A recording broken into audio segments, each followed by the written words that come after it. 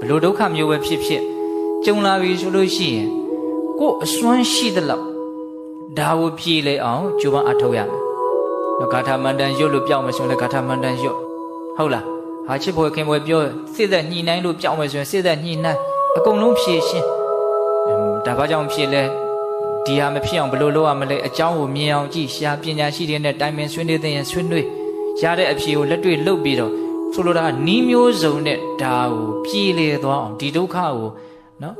ကြည်ရနဲ့သေသေးရနဲ့ပျောက်သွားအောင်နီးမျိုးစုံနဲ့ဘာလို့မလို့ကြိုးစားရမယ်လက်မလျှော့အောင်နောက်ဆက်ပြောတာလေးကပိုးစဉ်းစားတဲ့အကောင်းအဲ့လိုနီးမျိုးစုံနဲ့အစွမ်းရှိသလောက်တတိကုံထုတ်ပြီးတော့ကြိုးပမ်းအားထုတ်တော်လဲပဲတစ်ခါတလေမှဒုက္ခကမငြိမ်ဘူးဘလောက်လို့လို့မှဒုက္ခကမငြိမ်ဘူးဖြစ်เสียအကြောင်းရှိတော့ဖြစ်နေပြီဆိုရပါစို့ယောဂတွေဖြစ်လာတယ်တက်ကျွမ်းတဲ့ဆရာဝန်တွေနဲ့ပတ်စံနဲ့အကုန်ခံပြီးတော့အကုန်ကိုယ်စွမ်းဉာဏ်စွမ်းရှိသလောက်ကင်ကုတော့ကုတာပဲဒါပေမဲ့ကုတဲ့ကြားတွေကပဲတချို့ပျောက်လားမပျောက်မပျောက်လို့တည်သွားကြတာပေါ့ဟုတ်လားအဲ့လိုမျိုးနီးမျိုးစုံနဲ့ကြိုးပမ်းအားထုတ်တယ်မရဘူးဒီဒုက္ခကဖြစ်နေပြီဆိုရင်ဘယ်လိုလုပ်မလို့ငါဘဝရကြောင်းကံတရားတွေကိုပြုခဲ့လို့ဘဝရလာပြီရလာရင်ဒီဘဝမှာမဖြစ်เสียအကြောင်းရှိရင်ဘာမှတားမရဘူးဖြစ်တာဟုတ်လားအဲ့ဒီဖြစ်လာတာကိုငါတတ်နိုင်တယ်မြနီးမျိုးစုံနဲ့မဖြစ်အောင်ငါလုပ်ပြီးပြီအခုမရဘူးဆိုလို့ရှိရင်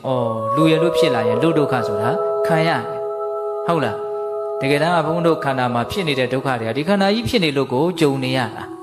အဲ့လိုကြုံရပြီဆိုလို့ရှိရင်ဖြစ်เสียအကြောင်းရှိလို့ဖြစ်လာပြီဆိုပြီးတော့ကိုပြုတ်ခဲ့တဲ့ကံတွေကိုစဉ်းစားပြီးတော့ဘာလုပ်ရမလို့ဆိုတော့သိခံရမယ်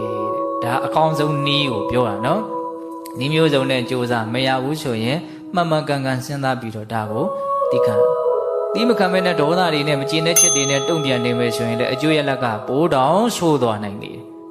ဟုတ်ရဲ့လားအဲ့ဒါလေးကိုဘုံဘုံကသဘောကျအဲ့လိုမျိုးနော်စရာဗျာတိမရဏခယနတနာ